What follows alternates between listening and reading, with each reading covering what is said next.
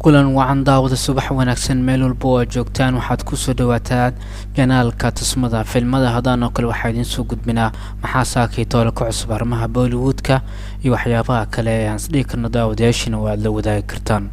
hadaba saakay toole barnaamijkan waxaan inta badan aan kaga hadli doonaa maxaa loogu hadlay barnaamijka Cafe with Karan ee toddobaadkan ay ka soo muuqdeen Katrina Kaif, Ishaan Qatar iyo sidoo kale xidiga Sidaan Saturday kaasoo ah markiis ugu horeysay uu ka soo qayb qaato barnaamijka Cafe with Karan halka Ishaan Qatarna ay markiis labaad halka Katrina Kaifna ay markeedii afraad oo barnaamijkan ay ka soo qayb qaadato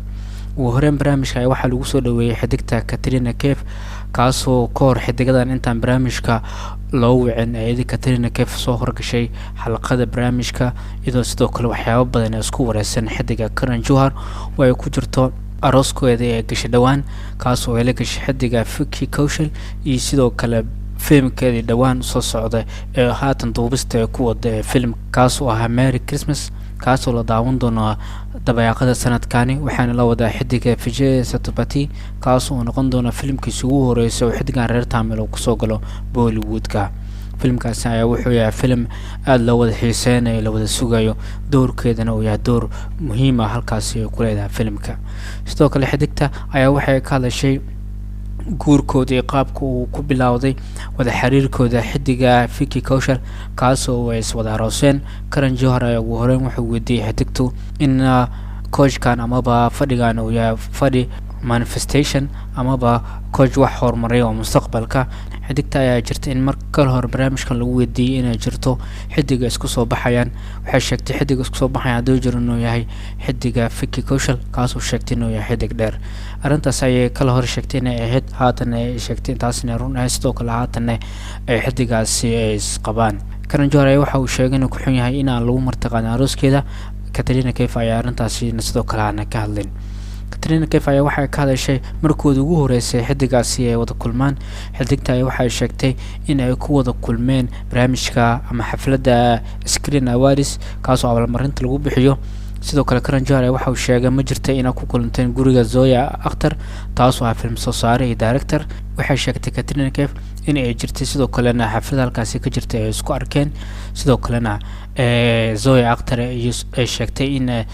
xidiga uu yahay Vicky Kaushal wiil fiican sidoo kalena Katrina Kaif sheegtay in kaliya qofta ugu horeysay ay tashatay ee ahayd Zoya sidoo kalena u sheegtay in xidigan ay ka heshay Zoya ay ku raacday sidoo kalena Karan Johar ayaa waxa uu sheegay in ay isku soo bixiseen Katrina Kaif ayaa waxay sheegtay in xiriirka kala dhaxeeya Vicky Kaushal iyo sidoo kale guurkaba oo ahaa mid aan la filinayn ama la filinayn sidoo kale waxay sheegtay in uu ahaa xidig ku nool dunida kale aysan iyada ka warqabin inuu jiro waxyaabahaas u dil ay sheegtay sidoo kalena uu xiriirkan uu yahay xiriir ku yimaada si degdeg ah sidoo kalena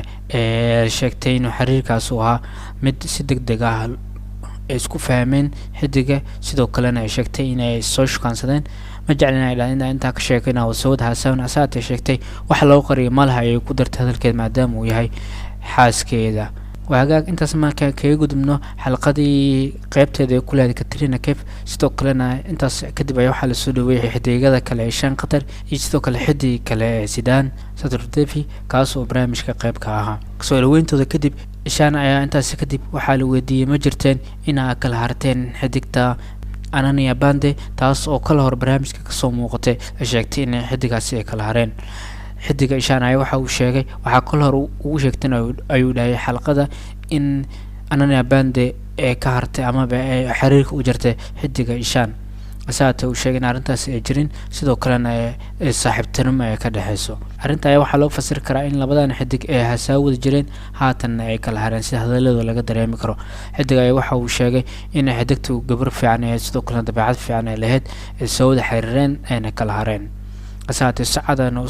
xaqiijin in soo wada hasaawo jireen asaatay wuxuu ku soo koobay in gabar fiican ay dabeecad fiican ay leedahay sidoo kalena xaq walba ay ka diyaarsan tahay dhinaca kalena xidiga kale Sidaan ayaa isna waxa la weydiiyay xiriir inuu haatan leeyahay iyo waxyaabo kale xidiga ay waxa uu sheegay in haatan uu san jirin xiriir oo qof kala dhaxeeyo asaatay oo jeclaalahay sheegay in arooska Katrina Kaif lagu martiqaada halkaas uu jeclaalahay inuu ku barto gabdhaha Katrina Kaif la dhasheen midkoodna halkaas uu kula hasaawo waxaana la sheegay in Katrina Kaif ay gabdhashadan la dhasheen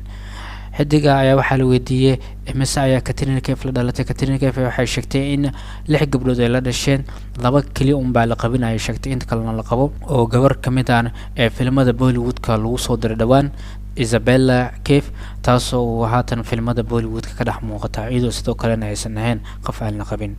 warbixinadaas ayaa ugu muhiimsanaa oo toddobaadkan lagu hadlay barnaamijka Cafe with Karan. sidoo kalena iyagoo halkaasi ku xayeysiisteen filimkooda Phone and Boot, kaasoo lagu wado in bisha soo socota la daawado, kaasoo filimkaas door muhiim ah ku wada leeyihiin saddexdoodaba. filimkaasi ayaana wuxuu yahay filim aad loo wada sugayo, haatan goordhow lagu wado in goosgooskiisa iyo sidoo kale kaartadiisa filimkiisa iyo wax walba ku saabsan la soo bandhigo. waa hagaag daawad inta aynu kusoo xirina xalqadeena saaki aan kaga hadlayna barnaamijka Cafe with Karan seasonkiisa 7 ee toddobaadkan. barnaamijka kasoo qayb qaateen Katrina Kaif, Ishaan Qatar iyo sidoo kale xidig kale ee Sidahan, kaasoo barnaamijka u ahaa barnaamij xiiso leh. haddaad ka hesho warbixintan la wadaaga asxaabtaada, waad ku mahadsantihiin allaaba sidaad muuqaaladeena u daawataan.